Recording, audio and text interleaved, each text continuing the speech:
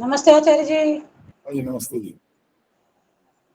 आचार्य जी नमस्ते। हाँ नमस्ते जी। आपको परिणाम सुना दिया गया था और ये भी बताया था आचार्य जी कि नमस्ते। हाँ नमस्ते जी।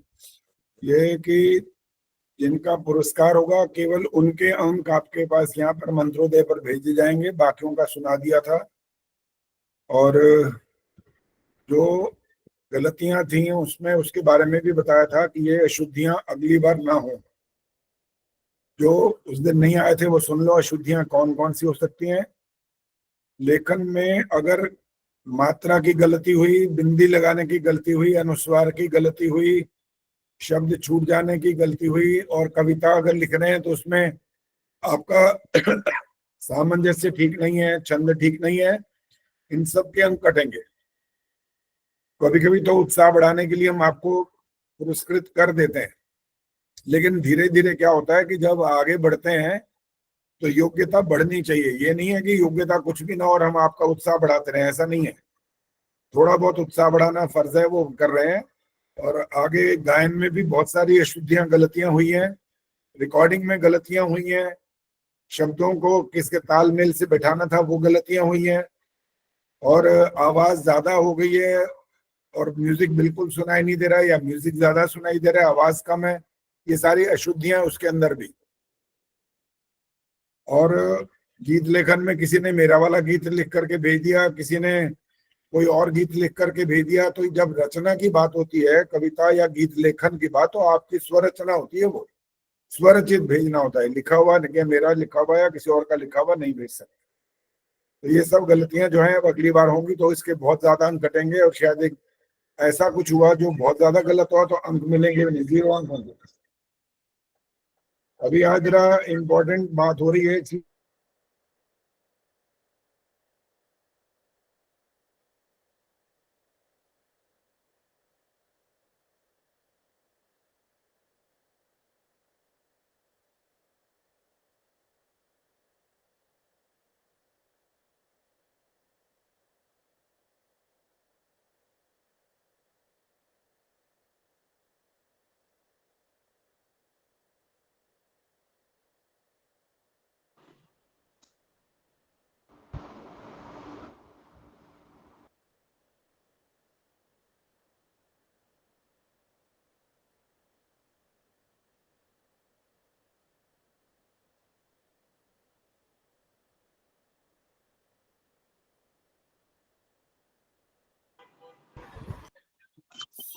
नमस्ते आचार्य जी।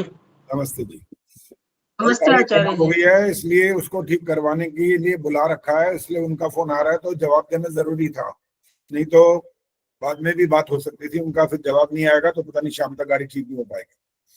चलिए अब हम जो बात कर रहे हैं वो पहले तो सत्यार्थ प्रकाश की बात करेंगे। अब 11वां समोल्लास चल रहा है हमारा, पुस्तक अपना निकालिए जब तक। नमस्ते आचार्य जी। हाँ नमस्ते जी।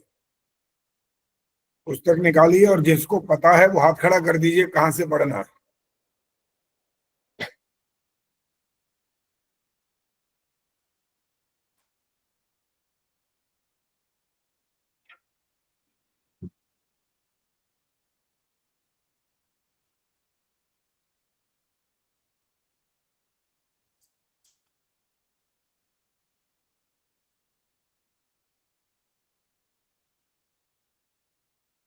हाँ जी बताओ, तिराज चावला जी बोलो, कहाँ से पढ़ना है।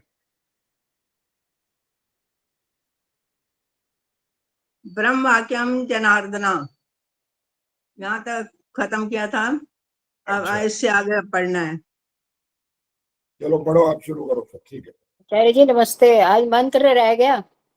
अच्छा हाँ, मंत्र रह गया तो राज चावला जी ने हाथ खड़ा किया, यही मंत्र बोलेंगे अब तो। राज चावला जी कौन सा मंत्र सुनाओगे।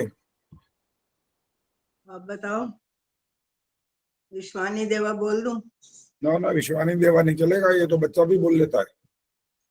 आप बताओ। आप संध्या का सुनाओ कोई। कौन सा जी? संध्या का कोई भी सुना दो। संध्या का चक्षुर्देव ही तो। आप सुना दो। ओम तचक्षुर्देवहितं पुरस्ता शुक्रमुचरत् कशेम शरदा शतं जीवेम शरदा शतं शृणुयाम शरदा शतं प्रब्रवाम शरदा शतमदीना श्याम शरदा शतं भूयश्च शरदा शतात्। चलिए ठीक है। दमयंती गुप्ता जी क्या कह रहे हो? आचार्य जी मैं तो वो बता रही थी कि कहाँ से पढ़ना है, इसलिए हाथ किया था खड़ा। यही है जहां से बोल रही है वहीं से पढ़ना है, कहीं और से पढ़ना है? ये आचार्य जी यहाँ तक में लगा ये था, परंतु तुम तो ब्राह्मण नहीं हो। फिर प्रश्न आ रहा है तो हम कौन हैं? उत्तर तुम पोप हो। ये यहाँ तक पढ़ा था, ब्राह्मण नहीं हो। ब्रह्मद्रोही विनश्यति ये वाला आ चुका था ना। हाँ वही तो, हम कौन है यहाँ से कह रहे हो ना? क्या लाइन? अभी एक आधे हाँ और जी से जी आचार्य चंदा जी। सिद्धेवा जी बता दो। चंदा सिद्धेवा जी से पूछते हैं कहाँ से पढ़ना था, बोलो। जी आचार्य जी, तो हम कौन हैं? तुम ठीक है, पोप से पढ़ना है। हो गया ठीक है। चलो जी, अब क्या नाम इनका, राज चावला जी पढ़ो। तो हम कौन है ये प्रश्न है, यहाँ से शुरू करो। हाँ, इसमें पहला प्रश्न है तो हम कौन हैं? उत्तर तुम पोप हो। प्रश्न पोप किसको कहते हैं? उत्तर असली इसकी वास्तव में रोमन भाषा में तो बड़ा और पिता का नाम पोप है, परंतु अब छल कपट से दूसरे को ढककर अपना प्रयोजन साधने वाले को पोप कहते हैं। प्रश्न हम तो ब्राह्मण और साधु हैं, क्योंकि हमारा पिता ब्राह्मण और माता ब्राह्मणी तथा हम अमुक साधु के चेले हैं। उत्तर ये सच है, परंतु सुनो भाई, माँ बाप ब्राह्मण और ब्राह्मणी होने से और किसी साधु के शिष्य होने पर ब्राह्मण व साधु नहीं हो सकते, किंतु ब्राह्मण और साधु अपने उत्तम गुण कर्म स्वभाव से होते हैं जो कि परोपकारी हो। सुना है कि जैसे रोम के पोप अपने चेलों को कहते थे कि तुम अपने पाप हमारे सामने कहोगे तो हम क्षमा कर देंगे। बिना हमारी सेवा और आज्ञा के कोई भी स्वर्ग में नहीं जा सकता। जो तुम स्वर्ग में जाना चाहो तो हमारे पास जितने रुपए जमा करोगे उतने ही सामग्री स्वर्ग में तुमको मिलेगी। जब कोई लाख रुपया स्वर्ग की इच्छा करके पोप जी को देता था तो वे पोप जी ईसा और मरियम की मूर्ति के सामने हुंडी लिखकर ऐसे देता था, हे खुदावन ईसा मसीह, अमुक मनुष्य ने तेरे नाम पर लाख रुपए स्वर्ग में आने के लिए हमारे पास जमा कर दिए हैं। जब वे स्वर्ग में आवे तब तू अपने पिता के स्वर्ग के राज्य में 25,000 रुपयों में बाग बगीचे, मकान, 25,000 में सवारी, नौकर चाकर, 25,000 में खाने पीने, कपड़ा और सोने बैठने का सब सराजाम और 25,000 इसके इष्ट मित्रों की जियाफत आदि के वास्ते दिला देना। वैसी हुंडी स्वीकार देना। सही पोप जी? सही पोप जी की। फिर पोप जी आप सही करके हुंडी दे उसको देकर कहते थे कि जब तू मरे तब ये हुंडी कब्र में गाड़ने के लिए अपने कुटुंब को कह रखना। जब फरिश्ते आवेंगे तब तुझको और हुंडी को ले जाएंगे और लिखे प्रमाणे चीजें तुझे दिला लेंगे। हाँ जी रुक जाओ, बस यहीं रुको भी। उर्मिला आर्या जी माइक ऑन करो। हाँ जी आचार्य जी नमस्ते। नमस्ते जी। ये जो इन्होंने सारी जो कहानी अभी ये वाली सुनाई है कि वो पोप जो वहां के थे रोम के, उनमें ये वाली व्यवस्था चलती थी और उन्होंने लिखा वहां पर 1,00,000 रुपए जमा कराओगे तो तुम्हें स्वर्ग में ये 25-25 हजार इन चीजों के लिए मिल जाएंगे। ये सारी बात सबको मालूम है कि यहाँ से धेला भी साथ जाता नहीं, चाहे आपके अपने हो या किसी के भी हो, आपके पास सोना चांदी जेवर कुछ भी हो, घर मकान दुकान फैक्ट्री गाड़ियां बंगले कुछ भी हो, कुछ साथ नहीं जा सकता। तो यहाँ पर एक बात बहुत गंभीरता से सोचने पर समझ में आएगी, इसीलिए मैंने ये प्रश्न किया कर रहा हूं। अब ये सारी व्यवस्था ये गड़बड़ जब है तो इसमें एक खास बात और जोड़नी चाहिए, जो उसके बारे में कोई किसी को कुछ बताता तक नहीं है और वो जो कहने वाला है वो खुद भी समझता नहीं है। वो कौन सी बात हो सकती है? अब प्रश्न भी टेढ़ा है, समझ ही नहीं आया होगा कि प्रश्न है क्या। नहीं सब इशार है सर, ये सुनीता जी कह रही है ये पल्ला पड़ा तो है नहीं, आपने प्रश्न ही कौन सा कर दिया। आचार्य जी एक बार फिर बोलिए। हाँ बोलो, माइक ऑन करो। हाँ बोलो बोलो, हाँ जी, क्या बोलना है बोलो, अब क्या कहना है? हाँ जी, मैं तो कहती एक बार फिर बोलिए। फिर बोलो, अच्छा ये कहना, वे सबको समझ आया नहीं ना असल में। देखो जैसे और भी कोई मत मतांतर हमारे देश में थे या हैं, अभी भी चल रहे हैं, नए नए भी रोज पैदा होते जा रहे हैं। तो वो कहते हैं जी जब आपकी मृत्यु होगी तो आपको लेने आएगा कोई। अब यहाँ पर मैंने वो प्रश्न थोड़ा सा संकेत कर दिया है, अब अगर थोड़ा और बुद्धि लगाओगे तो समझ में आ गया होगा वो प्रश्न जो मैंने पहले किया था, उसका उत्तर क्या होगा फिर? इसका उत्तर आचार्य जी जैसा आप कह रहे हो, सब जानते हैं कुछ भी नहीं साथ हमारे जाता, सब यहीं का यहीं रह जाता है, साथ जाते हैं तो हमारे किए कर्म जाते हैं ठहरो जो ठहरो हमने अच्छे या ठहरो, ये वाला जो मैंने बात कर दी उसको तो बोलने की बात ही नहीं है ना। प्रश्न इससे और गंभीरता वाला है ना और गहराई का है, वहां दिमाग लगाओ ना कि अभी प्रश्न किया क्या गया। अभी मैंने थोड़ा संकेत कर दिया लेकिन अभी तक पल्ले पड़ी नहीं है बात किसी के भी, ये प्रश्न हुआ क्या है असल में। हाँ गायत्री गुप्ता ने हाथ खड़ा कर दिया, बोलो जी। आचार्य जी जो मुझे थोड़ा बहुत समझ में आया कि तुझे ले जाने के लिए फरिश्ते आवेंगे, तो फरिश्ते तो कोई होते नहीं है, तो प्राण निकल जाता है, शरीर तो यहीं रह जाता है, तो फरिश्ते ऊपर कोई होते ही नहीं है स्वर्ग में। चलो कोई बात नहीं, ये वाली बात आपने थोड़ी और स्पष्ट कर दी, लेकिन ये प्रश्न तक पहुंचे नहीं हो। सुनीता जी बोलो।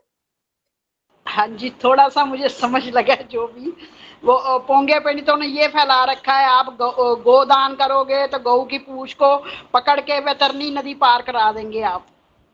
पता नहीं क्या सही है नहीं, नहीं ये वाली बात भी नहीं है, अभी कुछ और ही है मामला भी, देखो कोई शायद पहुंचेगा वहां तक। अभी मैंने एक छोटा सा दूसरी बात का, जब ये वाली बात पहले जो टेढ़ा मेढ़ा प्रश्न किया था उसके बाद थोड़ा संकेत कर दिया है, लेकिन आप वहां पर बुद्धि लगा नहीं रहे हो पूरी तरह। आज निशा बोल रहे हैं कुछ क्या? जी आचार्य जी नमस्ते। बोलो। यमराज लेने आएंगे। अच्छा यमराज लेने आएंगे, आगे पूरी बात करो क्या मतलब निकला। चलो जी, फिर गायत्री गुप्ता ने फिर हाथ खड़ा किया, बोलो। आचार्य जी वो जो पैसे होते हैं वो तो यहीं रख लिए जाते हैं, तो वो उसमें लिखने से वो पैसे ऊपर कैसे जाएंगे? वो तो वो लोग ही रख लेते हैं पैसा, तो खाली लिख के ही तो देते हैं। चलो कोई बात नहीं, आप थोड़ी थोड़ी बात स्पष्ट तो करते जा रहे हो। आचार्य जी उस निकाह के हुंडी दिखा देना, जब ये शरीर यहीं रह जाएगा, आत्मा चली जाएगी तो हुंडी कौन लेके जाएगा? चलो ठीक है, कोई बात नहीं, आप छोटी छोटी बातों को ही पकड़े बैठे हो, बस जो असली बात है वहां तक कोई नहीं पहुंचा अभी तक। अभी बहुत दिमाग लगाना पड़ेगा। मैंने कहता रहा हूँ संकेत मैंने कर दिया है, दूसरी जो बात कही थी उसमें संकेत कर दिया, लेकिन आप वहां तक पहुंच नहीं रहे हो अभी भी। हुंडी, पैसे, जमीन जायदाद यहीं रह जाएगा, आत्मा निकल जाएगी, आत्मा पहुंच, सारी बातें वही हो रही है। हाँ आचार्य जी एक बार दोबारा बोल दीजिए, एक बार दोबारा बोल दीजिए। आपने दोबारा नहीं बोलना, दमयंती गुप्ता जी बोलेंगे। अब प्रश्न आ चुका, दोबारा बार बार प्रश्न ही आएगा। हाँ जी बोलो। आचार्य जी जैसे इसमें बताया कि जब स्वर्ग में आएगा तो जो जमा है उससे ये सब दे देना, तो क्या मतलब सारे लोग स्वर्ग में पहुंच जाते हैं? ऐसा भी मतलब इसका अर्थ निकल रहा है? अभी नहीं पहुंचे, छोटी सी बात, ज्यादा बार आगे उत्तर नहीं देना। जब कह दिया ये बात नहीं है वहीं चुप हो जाओ बस। और अगर, हाँ जी संतोष जी बोलो। धन्यवाद जी, गीतारा नंबर हो गया। इससे ये आशा है कि पोप जो है वो अपना प्रयोजन सिद्ध करते थे और लोगों को ठगते थे। वो वाली बात भी नहीं है। चलो गीता बोलो। आचार्य जी फरिश्ते और यमराज वगैरह तो कोई भी नहीं आता है, ना ले जाता है, आत्मा निकल जाती है और दूसरी जगह आत्मा ईश्वर उसको कर अरे देता भाई है। पहले एक बात सुन लो, जो एक उत्तर दे देना ऐसे वाला तो दोबारा दोहराना नहीं होता है। फरिश्ते बात हो गई, आत्मा की, यमराज सब बात हो चुकी है, वो वाली दोबारा नहीं दोहरानी होती। उससे अलग कुछ बोलना चाहते हो तो वो बोलो, बस दोहराने से कोई लाभ नहीं होगा। जाने ले जाने वाला कोई भी नहीं है इस दुनिया में, वो केवल वेद ये वाली बात हो चुकी बाबा, मैंने ही बोल दिया था ना, तो यहाँ से कुछ साथ जा सकता, धेला भी नहीं जाता, वो तो लाने ले जाने वाली सारी इसी में समाहित है वो सारी बात। और कौन बोलना चाहता है? हाथ खड़ा, घास सविता बोलेगी। बता दे। मतलब स्वर्ग में सामान पहुंचा है या नहीं पहुंचा, ये कोई बताने वाला तो नहीं है, कोई आकर के बताता नहीं। ये बात भी नहीं है। चलो जी संतोष जी, फिर बोलो, संतोष नंदवानी। इसमें ये बात भी एक आ रही है कि जैसे मानो स्वर्ग का ठेका जो है वो पोप वगैरह ने उन्होंने ले रखा हो। ये वाला बात भी नहीं है। चलो जी गायत्री गुप्ता, फिर बोलो। अभी बस आचार्य थोड़ा जी, सा स्वर्ग ऐसे नरक नहीं, अपने उर्मिल जी ऐसे नहीं बोलना, सिर्फ हाथ खड़ा करना होता है। जो हाथ खड़ा करता है, इसमें बताया कि तुम अपने पाप हमारे सामने कहोगे तो हम क्षमा कर देंगे। ऐसे कहने से पाप क्षमा थोड़ा ना हो अरे यार जाएंगे। तुम्हारा वैसे कोई पहुंच ही नहीं रहा असली बात पे, पता नहीं क्या तो कोई पढ़े पढ़ाए वाले में से। अरे हमारा पढ़ाने का मतलब सिर्फ ये नहीं होता कि शब्दों को दोहराते रहो, शब्द इधर से उधर पकड़ के यूं घुमा दो, उसका मतलब नहीं होता। उर्मिल जी अब बोलो, क्या बोलना है? आचार्य जी, मैं ये कह रही थी कि स्वर्ग नर्क कहीं नहीं, ऊपर इस धरती पर ही है। जो यहाँ सुखी है उसके लिए स्वर्ग है, जो दुखी है नर्क। सारे के सारे फेल, कोई पास नहीं हुआ। एक होता है ना एक्सीलेंट, और उसके बाद होता है गुड, फिर होता है फेयर, और इसके एक का होता है ये क्रॉस, 0 नंबर सबका। अब सुनो इसका मतलब क्या निकला था। अरे बाबा ये बताओ, ये जो पोप जब मरेगा, वो भी तो मरेगा कि नहीं मरेगा? उसको हुंडी कौन लिखेगा, देगा? और इसीलिए मैंने कहा, मैंने जो दूसरा बाद में एक बात कही थी वो यही तो बोली थी कि आजकल भी अभी ऐसे चल रहे हैं कि जब वो मरता है तो कहते हैं हम लेने आते हैं। अरे उनके लिए कौन लेने आएगा उनको, जो दुनिया को लेने आते हैं। अब समझ आई बात? इसलिए कहा जाता है कि और पोप हो जाएगा, हाँ जी, और पोप उसके बदले आ जाएगा। और पोप आ जाएगा, फिर जो पोप होगा उसका बदले फिर कौन आएगा? उसको अरे इसीलिए लेने के कहा ये लिए सब पाखंड है ना, सारी बात का दारोमदार यही है, ये सब पाखंडबाजी है। वो कह रहा है वालों का पखंड। मैं ब्राह्मण, मेरे माँ ब्राह्मणी, मेरा बाप ब्राह्मण, मेरा गुरु का ये नाम, मैं इसलिए ब्राह्मण में। तो ने ये वाली बात का खंडन करते हुए तो बोला ये बेवकूफ बना रहे हैं सारी दुनिया को। और जो पोप असली वाले जो रोम में पोप कहलाते हैं, वो कह रहे हैं कि हुंडी भर देंगे, आपके पैसे लिख देंगे आपका नाम के, आपको वहां सब कुछ मिल जाएगा। वो सारी बात आपने गलत नहीं बोली, बोली तो कुछ कुछ ठीक है कि वहां कौन ले जाएगा, पैसे कौन देगा, कौन कोई साथ ले जा सकता है। इसलिए मैंने शुरुआत में मैंने ये बोला था कि कोई आज तक साथ में धेला भी नहीं ले जा सकता, बिल्कुल नहीं ले जा सकता, राजा महाराजा चक्रवर्ती सम्राट भी क्यों ना हो। निर्मल जी कुछ बोलना है? इससे अलग बोलना तो अलग, दोबारा दोहराना आचार्य जी, नहीं। मैं तो सिर्फ वही तब भी यही कह रही थी कि ये पोप लीला वालों का पाखंड है, लूटने के तरीके थे। और वो तो सारी बात सब यही कहे जा रहे हैं, हम सब इसी बात से सहमत हैं कि ये जब पाखंड है ना, इससे अपने आप को बचाना बहुत जरूरी होता है। ये जो कोई छोटी मोटी बातें होती हैं तो उससे आप बचा लेते हो, लेकिन पता है जब बड़ी से कोई घटना घटती है ना, तब आप फिर फंस जाते हो, फिर भागे जाते हो ऐसे लोगों के पास कि क्या करें जी, बड़ी मुसीबत आ गई है, बताओ क्या करें। गुरु धारण कर लेते हो, उनसे पूछते हो अब क्या उपाय है इसका, वो कहते हैं ये खर्चा करो, ये दान करो, ये पुण्य करो, ऐसे होगा वैसे होगा। और स्वामी दयानंद जी ने जो सत्यार प्रकाश में लिखा है, बच्चे के जो बनवाते हैं ना भविष्य, पूरा उसका हिसाब किताब वहां साफ लिखा हुआ है। वो लाल पीली नीली काली लकीरें लगाते हैं, बहुत कुछ दिखाते हैं, बोलते हैं बड़ा सुंदर, बड़ा राजा महाराजा बनेगा, ये बनेगा। लेकिन कहते ही बस फूक सरक जाती माँ बाप की बेचारी। लेकिन क्या है जी अब? लेकिन ये है कि 12वें साल में मृत्यु ही हो गए। अब सारा जो खुशी थी माँ बाप की वो काफूर हो गई, इतना सुनते ही 12वें साल में ही मर जाएगा बेचारा हमारा बच्चा। ये तो बड़ा मुश्किल हो गई। तो पंडित जी कोई उपाय, कोई ज्योतिषी जी कोई तरीका? यहाँ तरीका है, इतना दान, इतना पुण्य, इतना खिलाओ पंडितों को, वो कराओ, जिमाओ, ये करो वो करो, और अगर ईश्वर ने चाहा तो ये बच जाएगा। अरे ईश्वर ने चाहा तो तुम्हारे रोटियां खिलाने से ईश्वर चाहने लगेगा क्या? या ईश्वर के पेट में रोटियां पहुंच रही हैं, ईश्वर की भूख शांत हो रही है और वो आशीर्वाद दे देगा आपको? तो स्वामी दयानंद ने बहुत कड़वा लिखा है, ऐसे लोगों को तो पकड़ करके ना दुगना तिगना उनसे वसूलो। अगर ऐसा बेवकूफी वाला काम कर ही चुके हो तो उससे वसूलो। और ने कहा वो तो अपने नियम से जाएगा संसार से, तुम्हारे घर के कहने से तो कुछ होना नहीं है कि तुम ये कर दोगे, दान पुण्य कर दोगे तो बच जाएगा। ऐसा करने से अगर होने लग जाए तो सारी दुनिया, जिनके पास करोड़ों रुपए, अरबों खरबों रुपए आजकल, तो वो दान करते जाए और बचते जाए, फिर तो देखो बचता तो है नहीं भाई।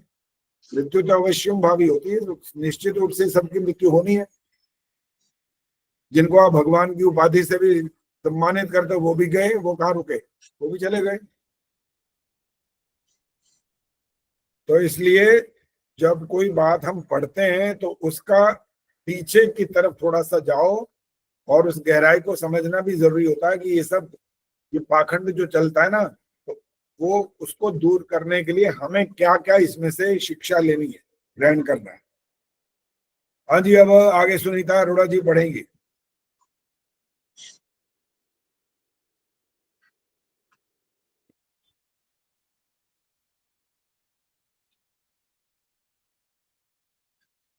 Mic mic mic. सॉरी। हाँ बोलो। अब देखिए से ना, हाँ जी। वो पैराग्राफ हो गया था। हाँ। अब देखिए जानो, स्वर्ग का ठेका पोप जी ने ही ले लिया हो। जब तक यूरोप देश में मूर्खता थी तभी तक वहां पोप जी की लीला चलती थी, परंतु अब विद्या के होने से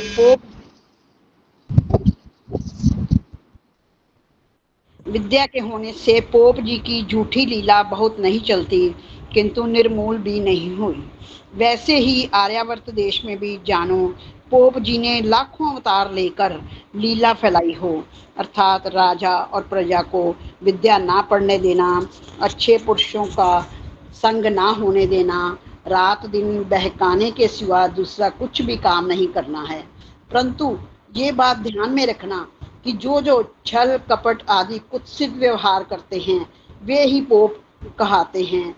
जो कोई उनमें भी धार्मिक विद्वान परोपकारी हैं वे सच्चे ब्राह्मण और साधु हैं। अब उन्हीं छली कपटी स्वार्थी मनुष्यों को ठग कर अपना प्रयोजन सिद्ध करने वालों ही का ग्रहण पोप शब्द से करना और ब्राह्मण तथा साधु नाम से उत्तम पुरुषों का स्वीकार करना योग्य है। देखो, जो कोई भी उत्तम ब्राह्मण या साधु ना होता तो वेद आदि सत्य शास्त्रों के पुस्तक स्वर सहित का पठन पाठन जैन, मुसलमान, ईसाई आदि के जाल से बचाकर आर्यों को वेद आदि सत्य शास्त्रों में प्रीति युक्त वर्ण आश्रम में रखना ऐसा कौन कर सकता सिवाय ब्राह्मण साधुओं के। विषादप्य अमृतम ग्राह्यम, विश्व से भी अमृत के ग्रहण करने के समान पोप लीला से बहकाने में से भी आर्यों का जैन आदि मतों से बचा रहना जानो विश्व में अमृत के समान गुण समझना चाहिए। जब ये जमान विद्याहीन हुए और आप कुछ पाठ पूजा अभिमान में आके सब लोगों ने परस्पर सम्मति करके राजा आदि से कहा कि ब्राह्मण और साधु अदंड्य है। देखो, ब्राह्मणों ना हंतव्यः साधुर ना हंतव्यः, ऐसे ऐसे वचन जो कि सच्चे ब्राह्मण और सच्चे साधुओं के विषय में थे सो पोपों ने अपने पर घटा लिए और भी झूठे झूठे वचन युक्त ग्रंथ रचकर उनमें ऋषि मुनियों के नाम धर के उन्हीं के नाम से सुनाते रहे। उन प्रतिष्ठित ऋषि महर्षियों के नाम से अपने पर से दंड की व्यवस्था उठवा दी, पुनः यथेष्टाचार करने लगे, अर्थात ऐसे करके करड़े नियम बनाए कि उन पोपों की आज्ञा के बिना सोना, उठना, बैठना, जाना, आना, खाना पीना आदि भी नहीं कर सकते थे। राजाओं को ऐसा निश्चय कराया कि पोप संज्ञक कहने मात्र के ब्राह्मण साधु चाहे सो करें, उनको कभी दंड ना देना, अर्थात उन पर मन में भी दंड देने की इच्छा ना करनी चाहिए। हाँ जी, रुक जाओ जी। अब फिर ध्यान से सुनना प्रश्न को, फिर उसका उत्तर देने का प्रयास के लिए हाथ खड़ा करना है। पहले बहुत सारे गीता के अंदर ऐसे श्लोकों को पंडितों ने जोड़ दिया और वेद के मंत्रों में कोई जोड़ नहीं सकता। कारण बताओ, कारण क्या है इसका? हाँ जी उर्मिल जी बोलो।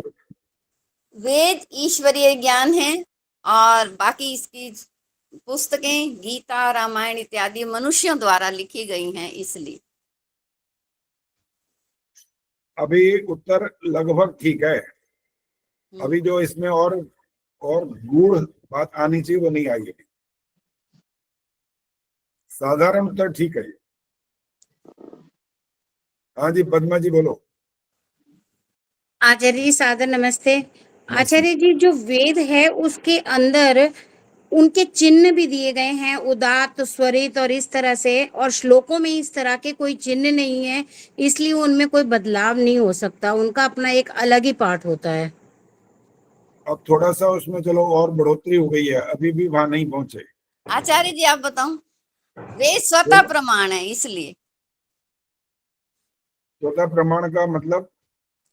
वेद के प्रमाण में और कोई पुस्तक आ ही नहीं सकती, क्योंकि बाकी सब वही बात के मनुष्य नहीं कृत हैं। देखो आप विषय से थोड़ा सा दूर चले गए। यहाँ पर ये कहकर प्रमाण तो जब शास्त्रार्थ होगा, कोई ईश्वर की बात होगी, आत्मा की बात होगी, वहां देने की बात आ रही है ये वाली आपकी बात से। यहाँ तो प्रश्न ये हो रहा है कि इसमें और मंत्र कोई क्यों नहीं जोड़ सकता, ये प्रश्न है यहाँ पर। प्रमाण की बात नहीं हो रही है। गीता में जैसे कहा, गीता में तो श्लोक जोड़ दिए, बहुत सारे श्लोक जोड़ दिए गए हैं, और वहां वैसे कोई 18 अध्याय युद्ध के क्षेत्र में बोले गए थे क्या? नहीं, वहां पर युद्ध की तैयारी हुई खड़ी है सामने, और गीता के श्लोक धड़ाधड़ 18 अध्याय बोलते गए कृष्ण, ऐसा थोड़ी हुआ है। हाँ जी सविता बोलो।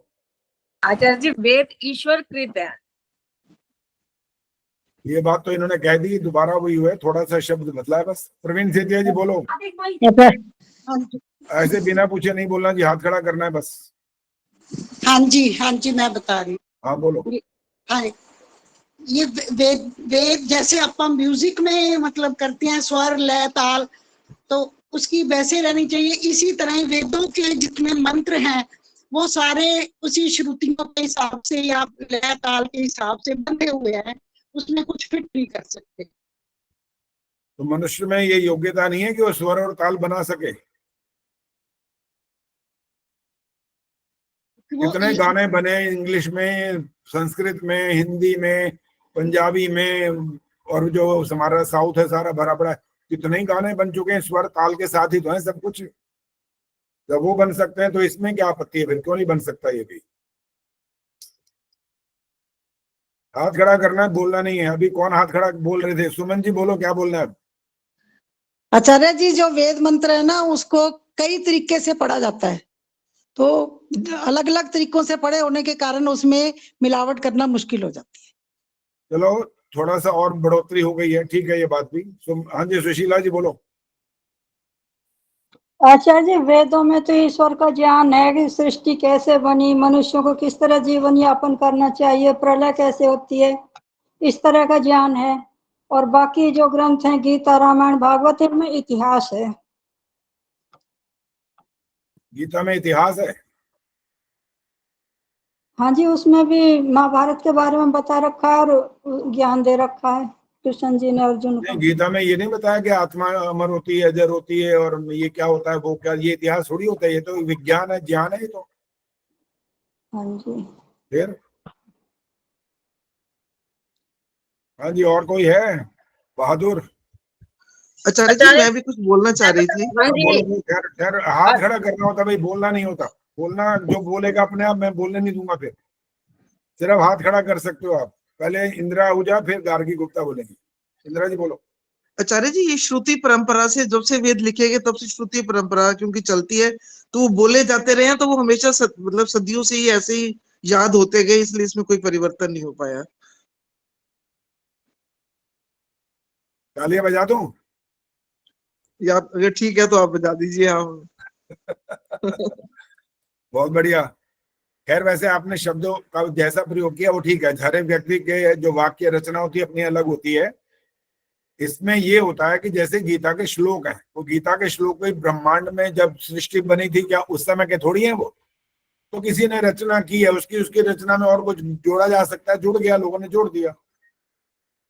अच्छा, अब रही बात कि वेदों में क्यों नहीं जोड़ा जा सकता। वेदों में जोड़ने का कारण होता है कि आद्योपांत बिल्कुल वैसा का वैसा। अपने प्रवीण सेतिया ने बोला था कि उनको कई प्रकार से बोला जाता है, इधर से उधर, कौन से जटा पाठ पता नहीं क्या नाम होता है, नाम भी नहीं आते मेरे को। तो उनका पाठ इस प्रकार से जब किया जाता है तो ये वाली रचना करना इंसान की बस की बात नहीं। ये ईश्वरी जी ने जो आपने पहले बातें बोली वो सारी ठीक है, लेकिन इसमें ऐसा क्यों नहीं किया जा सकता, वो वाली बात का उत्तर ये वाला है कि वो अगर कोई नया श्लोक नया मंत्र बनाएगा तो जिन्होंने वेद के पूरे मंत्रों को याद कर रखा है उसमें तो वो मिलेगा ही नहीं। वो कह देगा स्पष्ट रूप से ये तो तुमने अब जोड़ दिया, ये कैसे जुड़ गया, और पूरे के पूरे मंत्र सारे के सारे फिक्स हैं, किसमें कितने मंत्र हैं वो भी सबको मालूम है, इसलिए इसमें जोड़ना घटाना कुछ संभव नहीं है। तो ये इसका कारण होता है, मंत्र में आप क्यों नहीं इसको और जोड़ करके बढ़ा सकते, आपका अधिकार क्षेत्र भी नहीं है, ना आप में वो योग्यता है, और ना, क्योंकि अगर ऐसा करेंगे तो भी तुरंत पकड़ में आ जाएंगे, क्योंकि आद्योपांत याद करने वाले अभी भी देश में विद्यमान है। तो पूरा का पूरा वेद के मंत्रों का पूरा वेद याद करता है। चलो जी, ये वाली बात हो गई। अब आगे बढ़ेंगे। दमयंती गुप्ता जी पढ़िए।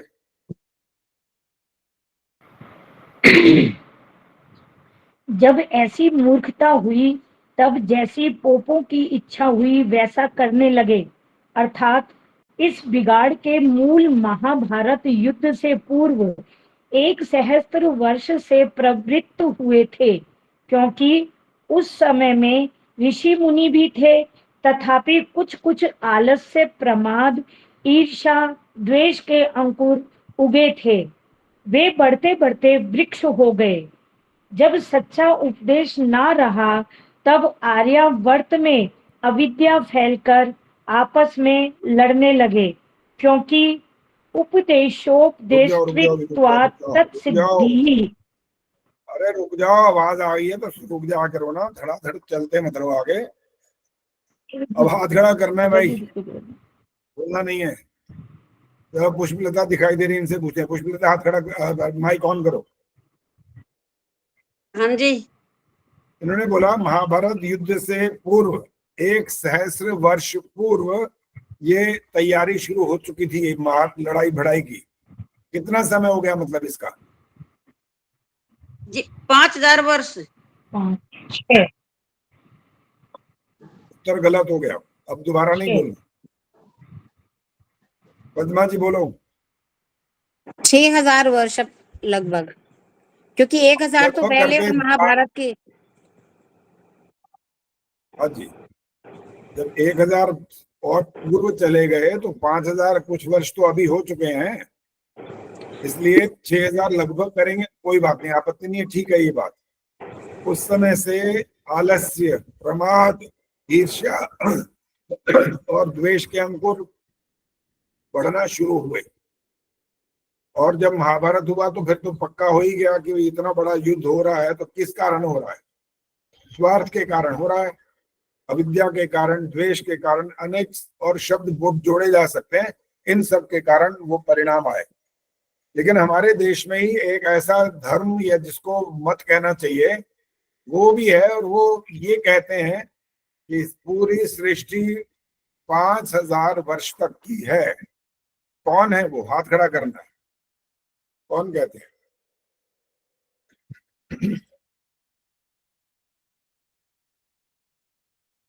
कोई हाथ खड़ा नहीं हुआ अभी तक। अच्छा जी, मैंने किया।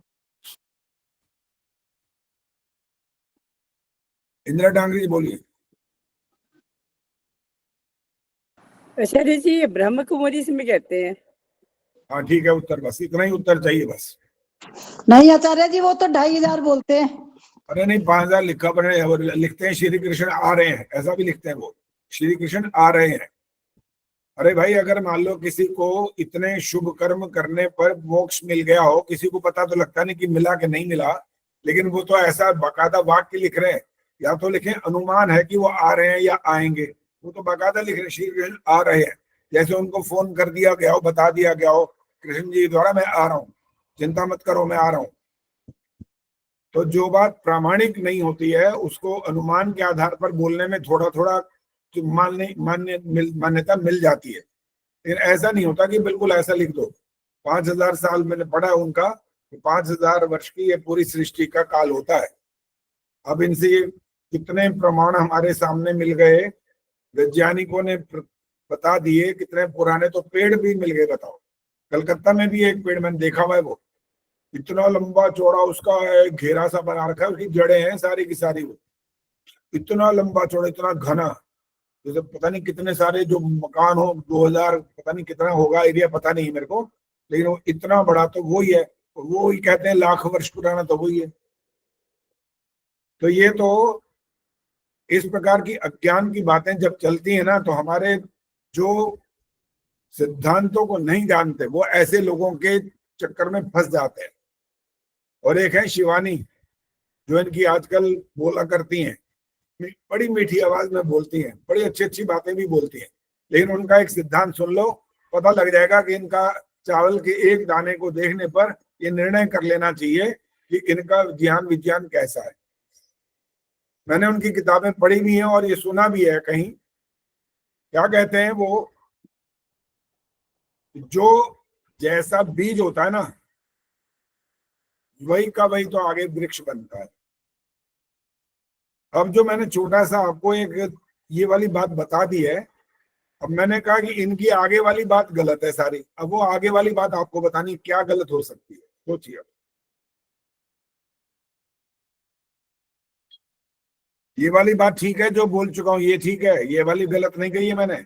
इसके आगे वाली जो बात इससे वो रिलेट करते हैं ना, वहां वो गलत है। सुनीता जी हाथ खड़ा किए, बोलो।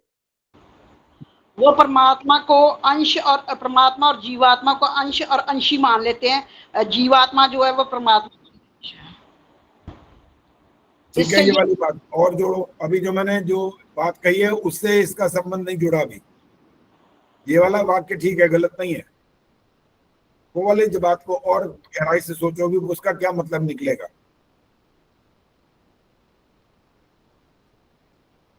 विजयलक्ष्मी बोलो, क्या बोलना है। माइक ऑन करके बोला करो, भूल जाते हो यही बात। सबसे इंपॉर्टेंट बात होती है, जब माइक ऑन करते नहीं बोलना शुरू करते, बोलो। हाँ जी, वो आचार्य जी वो मेरे को लगता है ऐसा सोचते हैं कि अगर मनुष्य योनि में है ना, तो हम मनुष्य ही बनेंगे, जो जिस योनि का है वो ही बनता है, मनुष्य परे निकलता है। यही उत्तर है इनका, यही जो पर है ना, इनका मान्यता यही है। वो क्या कह रहे हैं, जो बीज डालोगे वही वो वृक्ष बनेगा कल को। बहुत सुनती हूँ मैं, शिवानी को बहुत सुनती हूँ आचार्य, और हंसती रहती हूँ। अरे बीज और जो वृक्ष है ना, उनका तो कर्म करने की स्वतंत्रता नहीं है वहां पर, इसलिए उसका इस सिद्धांत से कोई लेना देना नहीं है कि मनुष्य आज मनुष्य है तो कल को भी अगले जन्म में मनुष्य बन जाएगा। कोई अकल है? मूर्खता की बात है सारी ये तो। अरे आपको कर्म करने की स्वतंत्रता दी है, आप जीवात्मा हो, है, और आप अपनी स्वतंत्रता से कर्म करते हो और कर्म का फल मिलता है। ये न्याय व्यवस्था है, ये ईश्वर है जो सारे संसार को चलाने वाला, बनाने वाला, अंत में समाप्त करने वाला। वो इस व्यवस्था को समाप्त कर देगा। तुम्हारी बात को आंख बंद करके मान ले, मतलब हम इंसान बने तो जो मर्जी करो, कुकर्म पाप करो पुण्य करो, जो मर्जी करो, बनोगे फिर मनुष्य। ये कोई अकल वाली बात है? कहां से दृष्टि है ये बात? साधारण नियम भी दिखाई देता है संसार में। बुद्धिमान लोग इतना विचार करते हैं, बच्चों को स्कूल भेजते हो, वहीं से प्रारंभ हो जाता है ये कर्म फल सिद्धांत। तो जैसे वो परीक्षा देता है, वहां पर पास नहीं होता, उसको वहीं फेल कर दिया जाता है फिर। और जो ईश्वर ने पूरे आपके जो आपने कर्म किए हैं उनका वो हिसाब किताब नहीं करेगा। मतलब आप पैदा इंसान हो तो वो इंसान बना देगा। ये क्या बात? अगर मान ले 1 मिनट के लिए वाला हिसाब भी हो, तब भी एक बहुत बड़ा सिद्धांत की हानि हो रही है। अब सोचो वो क्या हानि हो रही है अगर ये वाली बात मान ले तो। अब दिमाग लगाओ। हाँ जी, इंदिरा जी बोलो। ईश्वर न्यायकारी है, उसकी न्यायकारिता इसमें नहीं। ये वाली बात हो चुकी है, वो वाली बात नहीं है। वो बात नहीं है, इसीलिए का दिमाग लगाओ अच्छे से पहले। लगाती हूँ और दिमाग लगा के सोचो इसमें क्या बड़ी भयंकर हानि हो रही होगी फिर तो। पद्मा जी बोलो। कर्म फल व्यवस्था। अरे फिर भाई छोटी छोटी बातें ही करते रहते हो। अरे बाबा, कोई गहरी बात जब करते हैं तो उसको वहां तक दिमाग लगाओ। गायत्री गुप्ता बोलो। आचार्य जी, अगर ऐसा है कि जो मनुष्य बना वो भी अगले जन्म में मनुष्य बना, फिर तो ये सब फिक्स हो गया, सब कुछ के वो ही बनेगा, तो फिर क्या होगा दुनिया का? फिर तो कोई चेंज ही नहीं। अभी भी नहीं पहुंचे। सविता बोलो। आचार्य जी, जब अगर कर्म का फल नहीं मिलेगा तो लोगों चोरी चकारी वगैरह बढ़ जाएंगी और जुल्म वगैरह बढ़ जाएंगे, पाप बढ़ जाएगा। नहीं, ये बात भी नहीं है। विजय लक्ष्मी बोलो।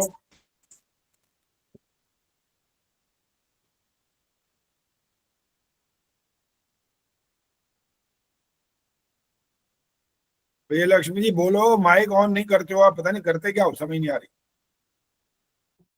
आचार्य जी, मैं यही सविता जी वाला कि पाप कर्म से लोग डरेंगे नहीं, पता है पाप मनुष्य तो बनी जाएंगे हम। ये वाली बात होते हो या ना, हमें इससे लेना देना नहीं। हमारी बात का और गहराई में अर्थ ढूंढो। गायत्री गुप्ता फिर बोलो, फिर इनके बाद सुनीता जी बोलेंगी। आचार्य जी, अब समझ में आया कि फिर तो ईश्वर की जरूरत ही नहीं रहेगी, अपने आप ही वो उसी में जाते जाएंगे ये अपनी बात योनि में, फिर भी ईश्वर की। नहीं है। सुनीता जी बोलो। आचार्य जी, स्वतंत्र है कर्ता का जो सिद्धांत है वो नहीं लागू होगा इस पे। वो ये वाली मनुष्य बात भी नहीं सुनते हैं। आदर्श मेहता बोलेंगी। सर जी, जो भोग जुन्य में फिर प्राणी है वो तो वहीं रह जाएंगे, वो कैसे आएंगे मनुष्य जुन्य में? चलो, बहुत नजदीक पहुंच गए हो, बहुत नजदीक पहुंचे हो। गुड, अच्छी, अच्छा, खोपड़ी ठीक है, अच्छी दिमाग। हाँ जी, ये कहाँ है कुलभूषण जी? कहाँ है? बैठे हैं साथ में? सर जी बाहर है वो। और किसी ने हाथ खड़ा करना है तो बोलो भाई। आदर्श बहुत नजदीक पहुंची है, बिल्कुल ठीक बोला इन्होंने अभी। और इसका और भी एक बढ़िया जवाब है अभी। भोग योनि वाली कैसे मनुष्य में योनि में पहुंच सकती है? वो तो कर्म कर ही नहीं सकते नेक्स्ट अगले जन्म के लिए। वो तो सिर्फ भोगने के लिए आए हैं। जो पशु पक्षी हैं वो तो नया कर्म तो हमने थोड़ा सा सुधार या कह शब्द बदल के इसको कुछ बोल दिया जो आदर्श ने बोला है, लेकिन अभी हमारी बात का उत्तर आया नहीं है। अभी भी बचा हुआ है। और कोई है तो तैयार तो बताओ, नहीं तो मैं बताऊं फिर। अब अभी कोई हाथ खड़ा नहीं है, सब मौन धारण कर लिया समझे। चलो आचार्य जी, मैं बताऊं? कौन बोला है ये? संतोष हाँ नंदवानी। जी, संतोष जी बोलो बोलो बोलो। इसमें जो ईश्वर जो है, जन्म के समय जो जाति भोग आयु जो उसकी व्यवस्था है वो समाप्त हो जाएगी। नहीं, ये वाली बात भी बेशक आप ये बातें सारी ठीक होती रहे, कोई बात नहीं, लेकिन हमें जो उत्तर सुनना है वो नहीं आ रहा। सुन लो बस, अब नहीं पूछना किसी से। गायत्री को तो आप नहीं सुनना, बस हो गया। एक बार दो बार मौका दिया कि सारा टाइम तुम ही बोलते रहोगे। इसका सबसे बड़ा हानि का सिद्धांत ये हो जाएगा कि जब कोई पैदा जहां हुआ जिस योनि में, वो आगे वही बनेगा। तो इसका उत्तर क्या है? आज से 50 साल पहले 4 अरब थे, आज 8 अरब हो गए। कैसे? मनुष्यों की बात हो रही है। कैसे? अगर 4 अरब थे तो 4 ही रहने चाहिए ना, और उससे पहले भी 4 अरब कब थे? इसलिए इनका 0 नंबर है, 0 सिद्धांत। विजय लक्ष्मी बहुत सुनती हैं, धीरे धीरे आर्य समाज को छोड़ देंगी वो। जिनको ज्यादा सुनोगे खोपड़ी में वो घुसता जाएगा, चाहे उनकी बात थोड़ी थोड़ी ठीक लगती होगी, लेकिन धीरे धीरे क्या होता है, वो रजनीश के चेले बहुत बन गए थे, पता है आपको? पहले था पहले रजनीश, फिर आचार्य रजनीश, फिर भगवान रजनीश, फिर ओशो रजनीश, और लाखों को बिगाड़ दिया उसने, पता है? एमए किया था उसने, इसमें कोई शक नहीं। शक्ल सूरत में भी ऐसा था, प्रभावित करता था, वाणी में भी मधुरता बड़ी थी, सब कुछ था। इसीलिए तो पागल बनते थे लोग, और इसीलिए जो मीठा मीठा बोलने वाले लोग होते हैं ना, वो पागल बना लेते हैं आपको। इसलिए उन पागल बनने वाली श्रेणी में मत शामिल हो जाना। कड़वा बोलने वालों की श्रेणी में ही रहो, वो ज्यादा अच्छा है। वो ठेठ बोलते हैं, लठ मारते हैं, लेकिन बात सही कहते हैं वो। इसलिए वो कड़वा बहुत फायदेमंद होता है। करेला खाते हो कि नहीं खाते? बोलो। कि सिर्फ खीर खाते रहते हो, हलवा पूरी खाते रहते हो? कड़वा भी तो खाना जरूरी है, कसेला भी खाना जरूरी है। ये जितने रस है ना, सबका जीवन में महत्व होता है। उन सबको अपने जीवन में धारण करेंगे तो लाभ होगा, शरीर स्वस्थ रहेगा, मन और आत्मा भी ठीक हो जाएगी। इसलिए वैदिक सिद्धांत को छोड़कर और कोई भी सिद्धांत जो वेदों के अनुकूल नहीं है, मानने योग्य नहीं है। बस एक लकीर लगा लो कि नहीं सुनना उनको। सुन करके क्या मिल जाएगा? वैसे आप बताओ जरा, क्या क्या ऐसा क्या खास बता देंगे जो आपके वेदों में नहीं है? वेदों में कोई कमी दिखाओ तो सही। पहले कि ये वाली बात उसमें नहीं समझाई गई है, ये रह गई है, और उन्होंने ठीक बता दी, जबकि हमने उनके पोल खोल दी 1 मिनट के अंदर, उनका सिद्धांत जीरो कर दिया 1 सेकंड में। 5000 साल की सृष्टि, और जो पैदा जैसा हुआ वो अगले जन्म में वही पैदा होगा, क्या बचा बाकी? और जो इनके बनाने वाले हैं उन्होंने तो कितने दूर पता नहीं क्या क्या कर रखा था, कितने उनको, अब ज्यादा बोलना ठीक नहीं है ना। तो इसलिए अपने मत, और जो हमारा मत है कैसा? वेद मत। सृष्टि के प्रारंभ के बिल्कुल ईश्वर ने वेदों का जो ज्ञान दिया ना, वो आपके लिए सर्वोपरि है। इसके आगे और कुछ भी नहीं है दुनिया। जितने मर्जी दुनिया के खड़े हो जाएं, एक से एक बढ़कर विद्वान आ जाएं, और वो कहें हम वेद की बात नहीं मानते, हम आपको ये सिखाना चाहते हैं, और उन दूर से नमस्कार करो उनको कि आप हमारे लायक नहीं हो, जाओ, हमें नहीं चाहिए। इतना जबरदस्त आपके अंदर वो होना चाहिए विश्वास कि हमारी जो ज्ञान की बात है केवल वेदों में और कहीं नहीं। सीधी बात है, ईश्वरीय ज्ञान है भाई, और कोई मनुष्य ने थोड़ी बनाया है ये।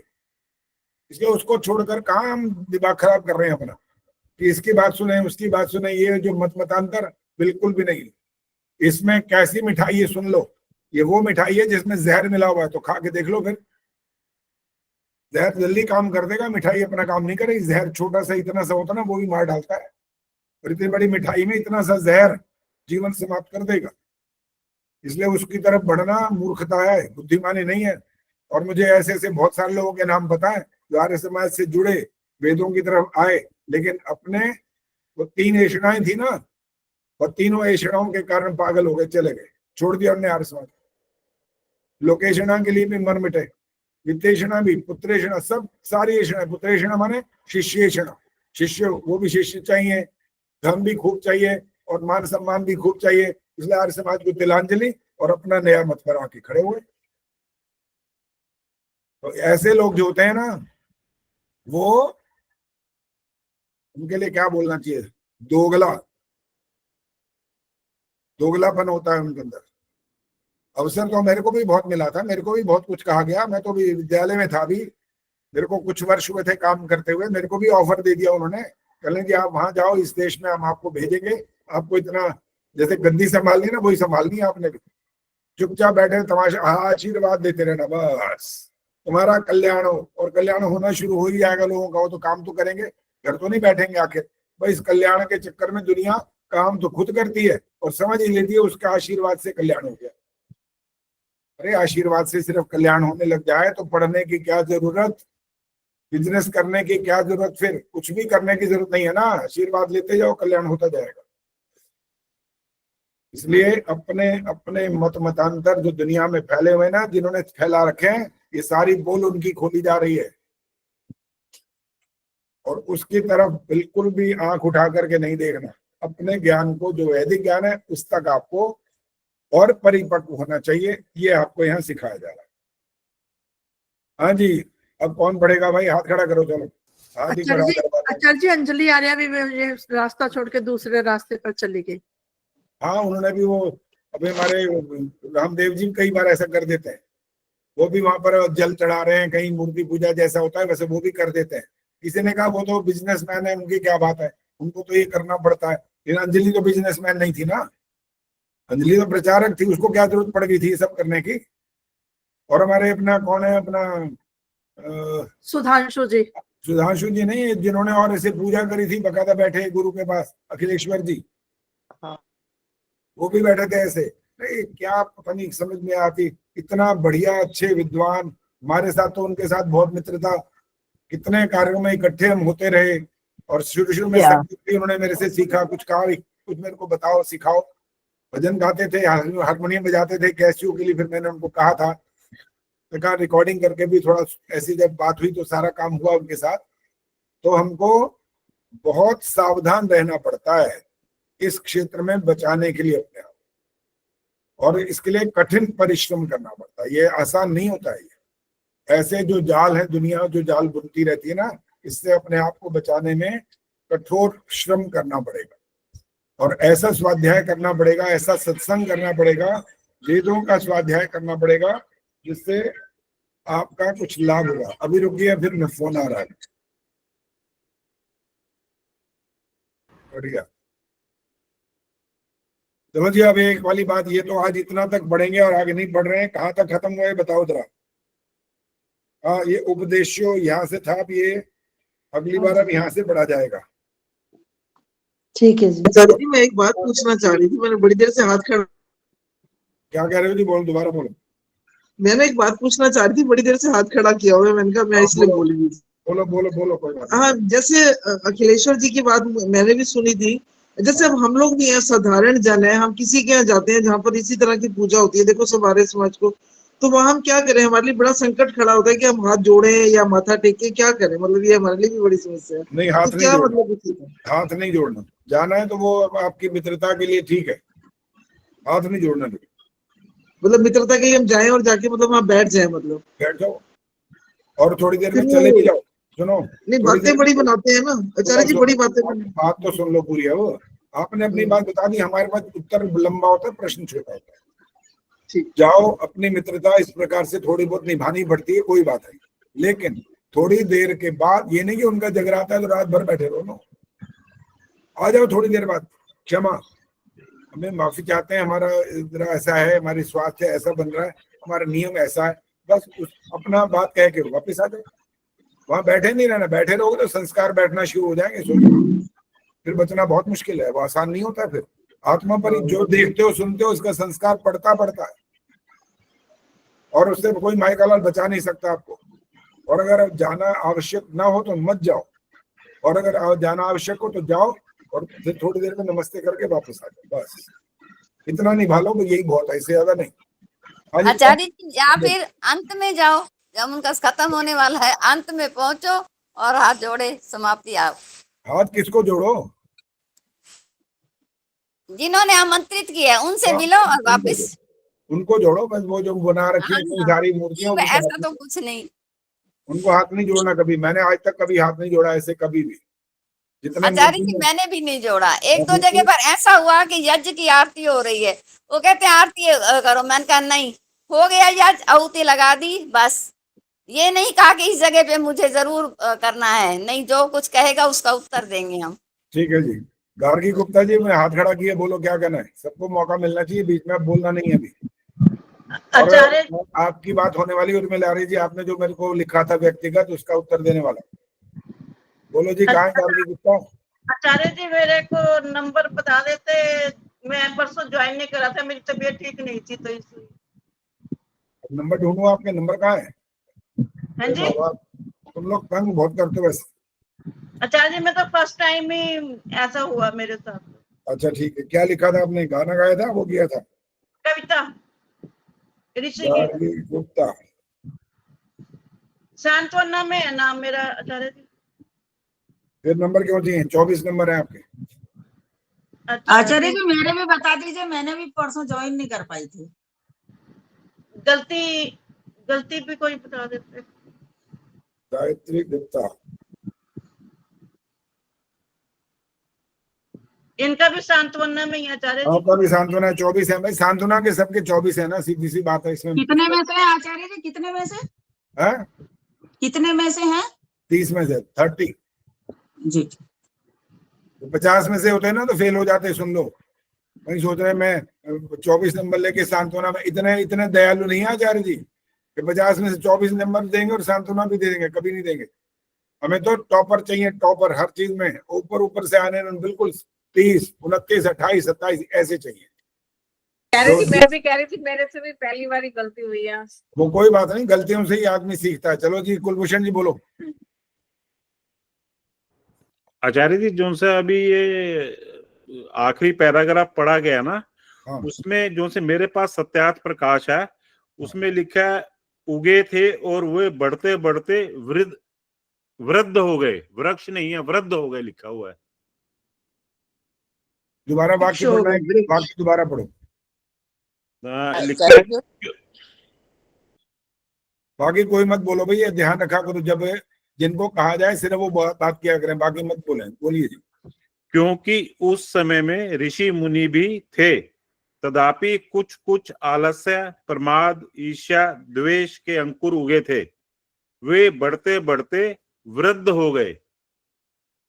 वृद्ध माने बढ़ गए, बस ये मतलब है। सारे क्या, ईर्ष्या द्वेष आदि। अच्छा, वृद्ध मीन बड़े हो गए। हाँ, वृद्ध माने ऊंचा बड़े होना।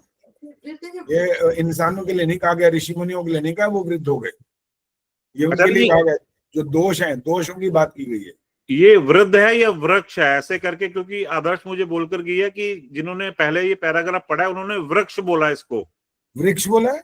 हाँ जी, वृक्ष, वृक्ष, हाँ जी, हाँ वृक्ष बोला जी आचार्य जी। हमारी पुस्तक में वृक्ष ही है आचार्य जी, नई सब वृक्ष ही पुस्तकों है। में की थी ये। आचार्य जी, अंकुर नई सत्यार्थ अंकुर। प्रकाश है, उसमें वृक्ष ही लिखा हुआ है।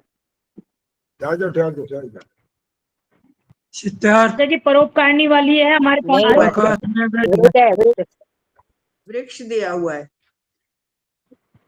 मीनिंग तो एक ही है दोनों का, लगता है आचार्य जी। क्यों है?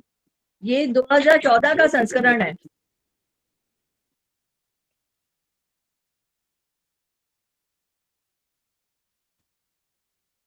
अरे भाई देखो, अलंकारिक बात कही गई है यहाँ पर। आलस्य, प्रमाद, ईर्ष्या, द्वेष के अंकुर उगे थे, वे बढ़ते बढ़ते, अच्छा आप वृक्ष कहना चाहते हो ना, वृक्ष हो गए। अंकुर, अंकुर से आपने इसको रिलेट कर दिया, बढ़ते बढ़ते अंकुर वृक्ष बन गए। कोई बात नहीं, वृक्ष भी ठीक है, बढ़ते बढ़ते वो वृक्ष बन गए। छोटा सा जो एक पौधे के रूप में था वो बढ़ते बढ़ते वृक्ष बन गए।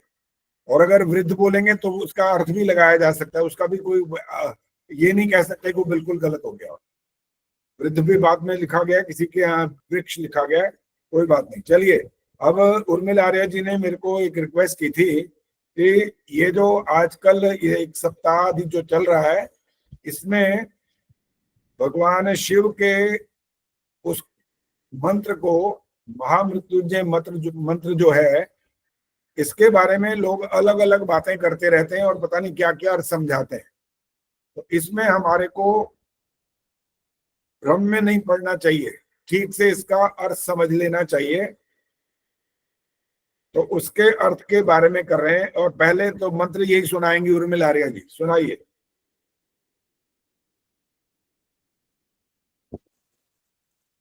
ओम त्र्यंबकं यजामहे सुगंधिं पुष्टिवर्धनम् उर्वारुकमिव बन्धनान् मृत्योर्मुक्षीयमामृतात्।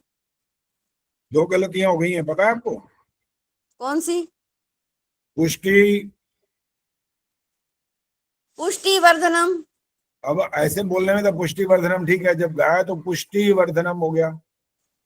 और गलती दूसरी पता लगी है तो किसी को पता लगती नहीं है, ना के बराबर पता लगती है गलती तो। और ये जो जब हमने 21 लाख था, पता नहीं 1.25 लाख था, मुझे याद ही नहीं है, हवन करके जब किया था ना इस मंत्र को, आचार्य अपना वो थे वहां वाले चंद्रशेखर शास्त्री जी का। इनका चंद्रशेखर शास्त्री जी का याद हुआ था। हाँ, जब वो ये किया था मैं वहीं था, उसमें था। और कई वर्ष हम भी वहां काम करते रहे साथ साथ।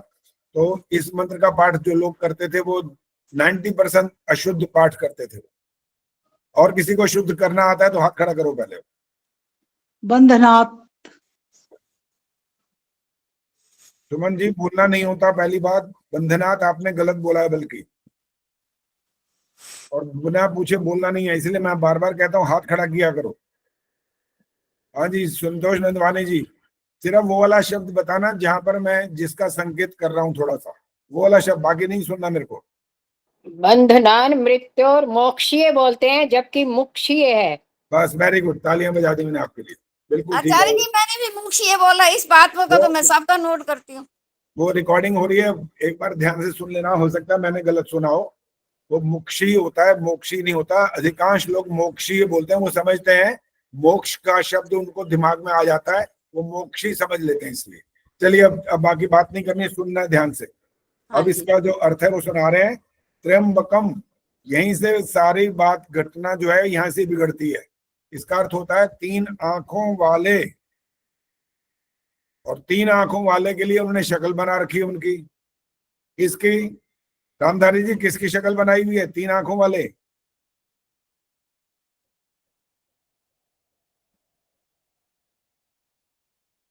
शिव जी महाराज जी बना रखे जी। तो उनकी 3 आंखें थी वास्तव में? वास्तव में 3 आंखें नहीं थी जी। क्या था फिर, बनाई क्यों है ये? भाई उसमें जो क्या बोल रहे हो, बोलो ना। हाँ चले गए। अब जो हाथ खड़े हैं बस वो बोलेंगे, बाकी को उनका नंबर कट गया। राज चावला जी बोलो, माइक ऑन करके बोला करो। अब फिर नंबर कट जाएगा, मैं बोलने नहीं दूंगा, अब सुन लो। शिव को 3 आंखों वाला दिखाया गया है जी। मैंने प्रश्न किया कि क्यों 3 आंखें होती हैं, क्या क्वेश्चन है तो क्वेश्चन को समझ के उत्तर दिया करो ना। नहीं, आपने पूछा ना कि भाई किसको दिखाया गया। वो तो बात हो चुकी, उन्होंने कह दिया, शिव जी की बात कर दी। मैं कहा क्यों 3 आंखें होती हैं क्या, इसका उत्तर दो ना आप। तो 3 आंखें नहीं होती हैं, 2 आंखों से उन्होंने 3 आंखों का काम किया। 3 आंखों के समान इतनी उनकी दृष्टि थी कि वो 3 आंखों के समान देख सकते थे, इसलिए 3 आंखों वाला कहा गया। अच्छा, मतलब अगर श्री कृष्ण जी के भी लगा देते, राम की भी लगा देते, तो उनकी इनकी दृष्टि नहीं थी, मतलब सिर्फ इनकी दृष्टि थी ऐसी? उनकी आंखों के साथ थोड़ा लगाया है, शिव जी के साथ लगाया है। मैं वही पूछ रहा हूँ, जब आप कह रहे हो ना उनकी योग्यता इतनी अच्छी थी, उनकी दृष्टि ऐसी थी, श्री कृष्ण जी की दृष्टि नहीं थी ऐसी? राम की दृष्टि ऐसी नहीं थी क्या, जिन्होंने पूरा सारा का सारा वातावरण को ठीक किया, इतने दुष्टों का संहार किया, धर्म की रक्षा की, बहुत सारे काम किए, तो उनकी दृष्टि को क्यों नहीं बोलते वहां पर? वहां 3 आंख क्यों नहीं लगाई, यहाँ क्यों लगाई? आपने नहीं बोलना, आपने नहीं बोलना। जो प्रश्न आ गया औरों को भी मौका मिलना चाहिए। अब बोलो किसको उत्तर आता है इसका? बोलो इंदिरा टांगरे जी बोलो।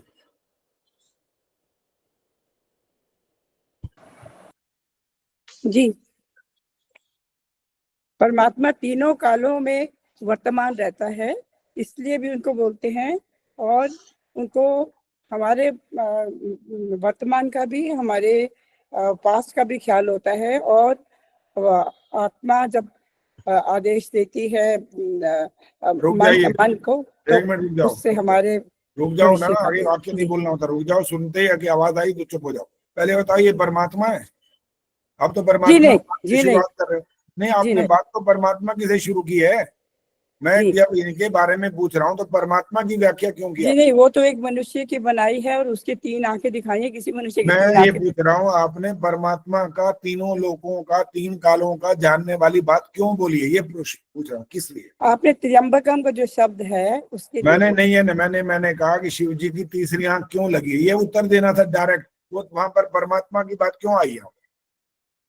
बिल्कुल नहीं आनी चाहिए, कोई प्रसंग ही नहीं है वहां पर, प्रसंग दूसरा है, आप उत्तर ही कुछ और दे रहे हो। अब नहीं बोलना। हाँ जी, संतोष नंदवानी जी बोलो। जो ज्ञान चक्षु जो होता है, जो हमारा बिल्कुल बीच में माथे में, उसको कहते हैं तीसरी आंख। तो त्रिनेत्रधारी उसको, उनको शिव जी को बोला जाता है। बोला जाता है वाली बात ठीक है, वहां उनकी दीक्षकल में भी ऐसा लिखा गया है। मैंने 2 उदाहरण और दिए, राम और कृष्ण की बात की, उनकी तीसरी आंख क्यों नहीं लगाई, यहाँ क्यों लगाई है, ये पूछा है मैंने। तो आप क्यों लगाई का उत्तर नहीं देते। आप ये वो ऐसा है, ऐसा हो गया, ऐसा चल रहा है, वो वाली बात बोलते हो। मेरा प्रश्न का उत्तर देने के लिए और थोड़ा दूर तक जाया करो। कुलभूषण जी बोलो। आचार्य जी, प्रलय के लिए। प्रलय के लिए मतलब कि अगर वो कुछ असंस्कारिक देखते हुए देखेंगे तो उसका वो विनाश कर देंगे, इसके लिए उनकी वो तीसरी आंख थी शिव जी भगवान जी की। प्रलय, ऐसा प्रलय वाली बात तो राम और कृष्ण ने क्या कम करी थी? उन्होंने तो लाखों को उड़वा दिया था, इन्होंने तो लाखों को नहीं उड़वाया। प्रलय शब्द हो फिर उनके लिए ज्यादा उपयुक्त है। राम ने भी कितने दुष्टों का संहार किया, कृष्ण ने करवा दिया, करा नहीं तो करवाया, एक ही बात है, करवाया है, करा। शशि कोहली बोलेंगी।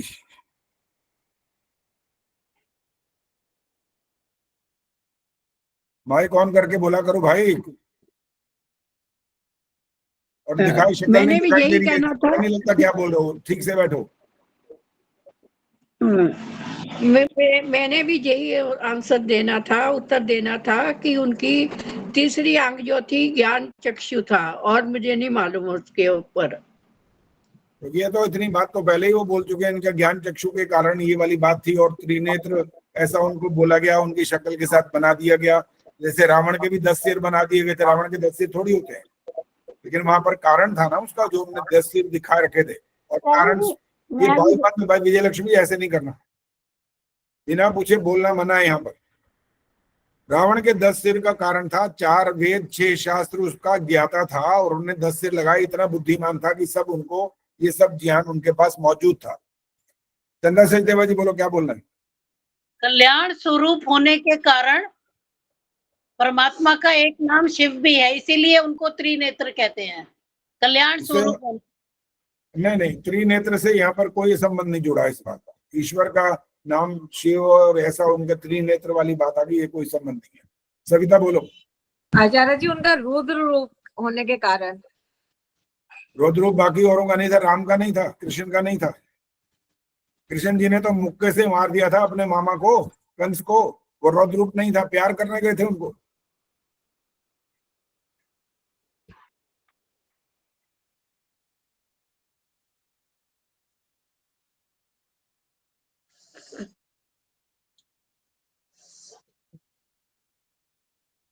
चावला जी माइक ऑन मत किया करो बिना पूछे। अगर कुछ उत्तर देना हो तो हाथ खड़ा कर सकते हैं बस। चलो पहले इसका अर्थ सुन लो, ये त्रिनेत्र वाली करेंगे बाद में बात। 3 नेत्रों वाले का मतलब यहाँ पर पहली बात तो ये, इनका शिव से कोई संबंध नहीं है, समझ आई? लेकिन दुनिया ने शिव के साथ संबंध जोड़ रखा है, यहाँ गलती हो रही है सारी। क्योंकि उन्होंने उनकी शक्ल देख रखी है ना, यहाँ तीसरी आंख है, तो तीसरी आंख जब खोलते हैं तो प्रलय मचा देते हैं, जैसे ही कुलभूषण जी ने बोला है अभी। तीसरी आंख खुलती है माने भस्म कर देंगे, खत्म कर देंगे, नाश कर देंगे, ये कर देंगे, बवंडर मचा देंगे, ये जो है। और फिर वो अपना नाचते हैं, कहते हैं उस एक ऐसा कौन सा नृत्य होता है वो पता है? कौन सा नृत्य होता है उसका नाम? कुलभूषण जी बोलो। तांडव आचार्य जी। तांडव। तो तांडव में यही अब बोला जाता है कि वो ऐसा करते हैं नृत्य, बस भूचाल जैसे आ जाते हैं, वो ये होता है। तो इस मंत्र का संबंध ईश्वर से है, शिव अर्थात पार्वती के पति से नहीं है, पहली बात। इसीलिए इन्होंने शायद अपना उर्मिल जी ने कहा ये दुनिया कुछ बोलती रहती है, स्पष्ट तो करो, हमें पता तो लगे हमें करना क्या, मानना क्या चाहिए इसको। इस दृष्टि से आपने त्र्यंबकम मान का अर्थ होना है तीनों कालों का जियाता। कौन? जो अभी इंदिरा टांगरी ने बोला। मैंने तो शिव की प्रश्न किया था, इन्होंने ईश्वर वाले बात पर पहुंच गए। वो वास्तव में जो बात होनी चाहिए थी वही उन्होंने उत्तर देना शुरू किया था। ईश्वर तीनों कालों का जियाता है, ठीक है, त्र्यंबकम। और इसके बाद है यजामहे का मतलब होता है हम उसका क्या करते हैं, वंदन करते हैं, पूजन करते हैं, सम्मान करते हैं, ईश्वर का सम्मान करते हैं। ईश्वर कभी जन्म नहीं लेता, ईश्वर कभी मरता नहीं है। जो जन्म लेता है वो मर जाता है आखिरकार। जिसका शरीर होता है इसका मतलब वो पैदा हुआ है, और जो पैदा हुआ है वो मर जाता है, और एक दिन आखिर उसका नाम संसार से खत्म हो जाता है, सदा नहीं रहता किसी का भी नाम। इनके बाद है सुगंधिम। सुगंधिम माने होता है सुगंधित, मीठी महक जहां से आएगी। अब उनके जो गुण है ईश्वर के, उससे भी इसका संबंध जोड़ सकते हैं, और आगे जो उर्वा रुक्मिव आने वाला है उससे भी संबंध जोड़ सकते हैं। पुष्टि वर्धनम, वह जो पोषण करता है, कौन? ईश्वर, जो हमको शक्ति प्रदान करता है, वो वाला। और इसके साथ फिर मैंने कहा अभी आगे वाला जो शब्द आने वाला है उर्वारुक खरबूजा, उससे भी इसका संबंध जुड़ेगा। खरबूजा भी आपको पोषण देता है, शक्ति प्रदान करता है। उर्वारुक में माने जैसे खरबूजा, उदाहरण दे करके इन्होंने आखिर में जो अंत में बात आएगी उससे संबंध जुड़ेगा यहाँ पर। जैसे वो खरबूजा, आगे बंधनान माने बंधन से, मृत्योर्मुक्षीय।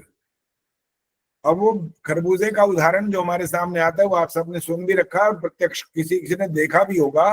जब आप खेत में चले जाएं ऐसे, खरबूजे वहां पर अलग होकर के बड़े होते हैं डाल से। आपने तो तोड़ा ही नहीं भाई, लेकिन वो फिर भी डाल से अलग हो गया। ये क्या हुआ? बस यही है जो इसकी महक का कमाल है। महक माने उसका पूर्णता, वो पूर्ण हुआ, पक गया, खुशबू भी आ गई, स्वतः अलग हो गया। और मृत्यु और मुक्ति की जो बात चल रही है, आप ईश्वर से ये वाली बात कर रहे हैं, मुझे क्या करो, मृत्यु से मुक्त करो। अब वो मुक्त करने का मतलब ये भी समझाएं कि इसका मतलब क्या होता है। मृत्यु से मुक्त करो, माँ अमृतात्, क्या अमरता से, अर्थात मोक्ष से मुक्त, ये मुक्त मत करो, मृत्यु से मुक्त करो। लेकिन मृत्यु से मुक्त का मतलब क्या होता है? इसका अर्थ ये होता है, अगर हम इसको महामृत्युंजय मंत्र जब कह रहे हैं ना, मृत्युंजय, मृत्यु को जीत लेने वाला, तो वास्तव में मृत्यु को जीतने का जो अर्थ होता है, बेशक भीष्म पिता से इसका संबंध जोड़ा गया, वो उन्होंने मृत्यु को जीत लिया था। स्वामी दयानंद के लिए भी आ सकता है ये वाला वाक्य, कई लोगों के साथ ये वाला शब्द जुड़ता है। लेकिन क्या वास्तव में उनकी मृत्यु नहीं हुई है? मृत्यु तो हुई है, लेकिन उसका अर्थ ही हो जाता है वो मृत्यु पर इस प्रकार की विजय प्राप्त कर लेते हैं कि वो जब चाहें उस समय अपने प्राणों को त्याग कर सकते हैं, ये इसका अर्थ होता है। मृत्यु को प्राप्त जीत लेना ये नहीं होता है कि वो मृत्यु कभी होगी नहीं उनकी। मृत्युंजय का मतलब ये वाले इसके अर्थ होते हैं। हम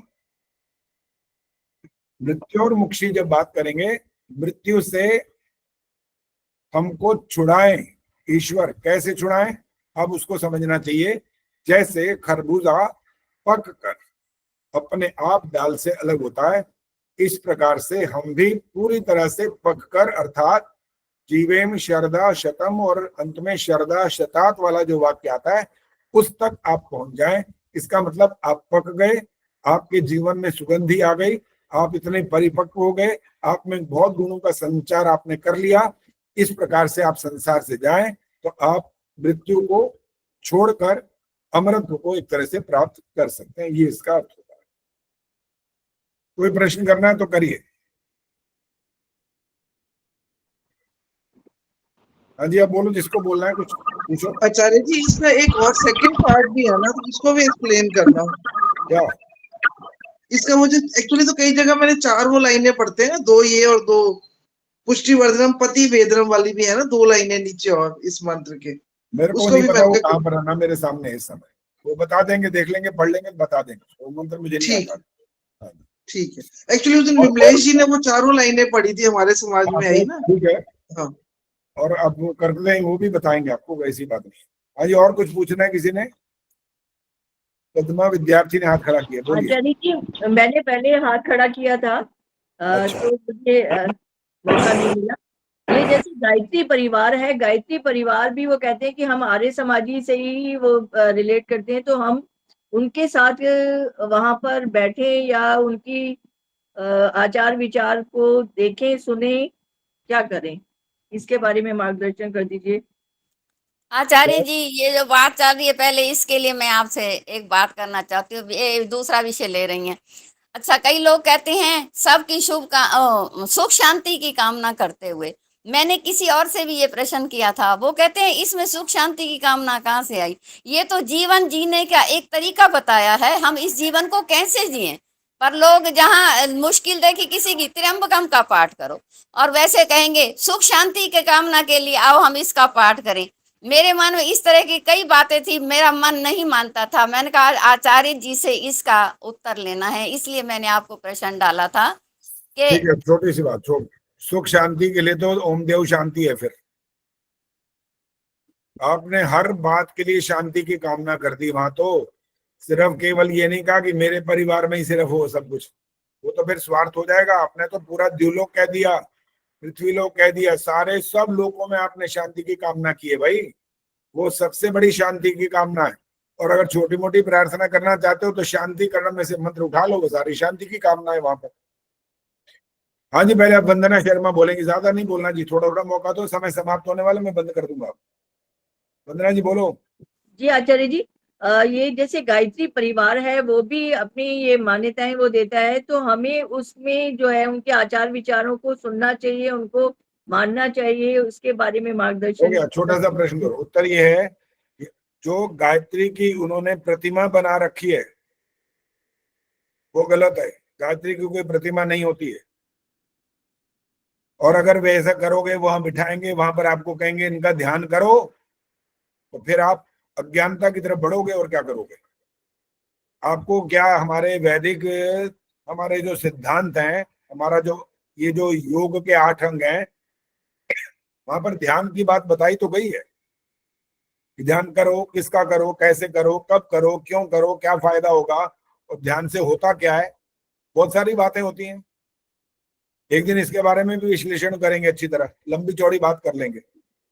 आचार्य जी मैं बताऊंगी, वहाँ शांति कुंज गई थी 30 साल पहले, और वहाँ माता जी उन्होंने बैठा रखी थी अपनी, श्री राम आचार्य जी ने, वो तो थे नहीं उस टाइम खैर। तो वहाँ नियम ये था कि सारे के सारे शिवरार्थी या जो रहने वाले हैं वहाँ, वो लाइन बना के 5 बजे उनके रूम में जाएंगे और उनको पैर छूकर उनका आशीर्वाद लेके तब आएंगे, तब क्रियाकर्म करेंगे कोई भी। तो ये हाल था। गुरुडम वाली जो है ना, वही बात है। देखो, एक तो व्यक्ति ऐसा होता है जब वो अभी दुनिया के सामने बहुत ज्यादा प्रसिद्ध नहीं होता ना, तब तक तो दुनिया को ज्यादा पता होता नहीं है। वो कहीं देख लिया, अच्छा जी नमस्ते जी, जैसे हमारे को भी लोग मिलते ही रहते हैं कहीं ना कहीं, पैर छू के भी नमस्ते कर लेते हैं, कोई ऐसे नमस्ते कर लेता है, वो वाली सामान्य बात चलती रहती है। लेकिन अगर ये आचार्य जी बहुत बहुत प्रसिद्ध हो जाए ना, फिर महात्मा जैसे बन जाए, और फिर लोग तो ये लाइन लगा करके आएंगे और वो भी कहेंगे शाबाश, ये आशीर्वाद, ये करो, वो करो। ये तो फिर लोकेशना की तरफ व्यक्ति चला जाता है। स्वामी दयानंद जी ने अपने मृत्यु के बारे में कहा था, हे आर्यो, तुम मेरी समाधि नहीं बनाना, मेरे तन की राख लेकर खेतों में जा गिराना, वेदों के पथ पर चलना, संसार को चलाना। ये होता है जो असली, जो लोकेशना से बिल्कुल अलग। नहीं तो वो भी चाहते थे कि मेरी समाधि बने, मेरी तो जय जयकार होती रहेगी, पता नहीं कालांतर तक चलता रहेगा वो काम। इसलिए उन्होंने ये बात समझ ली थी, और उन्होंने जो हमें वैदिक सिद्धांत समझाए वो आज संसार का और हमारे को वैदिक ज्ञान के अतिरिक्त और कोई नहीं सिखा सकता। तो जी केवल विनय प्रभा जी एक बात बोलेंगे, इसके बाद और कोई बात नहीं, जल्दी बोलो। अच्छा जी, मामृतात का मतलब फिर अमृत हुआ या आनंद की ओर? मामृतात का क्या अर्थ हुआ? दोबारा बोलना, क्या बोला, शब्द क्या है? मामृतात, आखिरी वर्ड जो है। मेरे को समझ नहीं आ रहा, कहा मैंने बंद कर दिया, सब तैयार होगा, अगली बार करना, आप छोड़ दो अभी। माँ अमृतात का मतलब है कि माँ अमृतात, मुझे अमृत, आप नहीं बोलेंगे नीलिमा जी, आप मत बोलिए। माँ के बाद है एस का निशान, माँ अमृतात। अमृत से अलग मत करो, अमृत माने मोक्ष, मोक्ष दे देना, मृत्यु से छुड़ा देना, बस ये मतलब। शांति पाठ। ओम द्यौः शांतिरंतरिक्षं शांति, पृथिवी शांतिरापः शांतिरोषधयः शांतिः, वनस्पतयः शांतिर्विश्वे देवाः शांतिर्ब्रह्म शांतिः, सर्वं शांतिः शांतिरेव शांतिः, सा मा शांतिरेधि। ओम शांति शांति शांति। जो बोले सो अभय। वैदिक धर्म की गुरु महर्षि दयानंद की भारत माता की हमारी समाज देश की ज्योति जलती रहे, ओम का झंडा वैदिक ध्वनि।